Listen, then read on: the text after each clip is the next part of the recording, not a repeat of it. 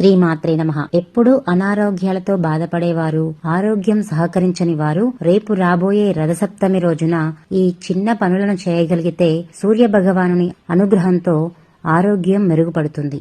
రథసప్తమి రోజున విశేషంగా 7 జిల్లెడు ఆకులను 7 రేగిపళ్లను మన తలపై పెట్టుకుని స్నానం చేయాలి. స్నానానంతరం శుభ్రంగా ఉన్న ఒక రాగి చెంబును తీసుకుని అందులో ఎర్ర చందనాన్ని, కుంకుమను, ఎరుపు అక్షింతలను, ఎర్రని పువ్వులను వేసి సూర్యునికి ఇక్కడ చూపిస్తున్న 12 నామాలను చదువుతూ అర్ఘ్యాన్ని సమర్పించాలి.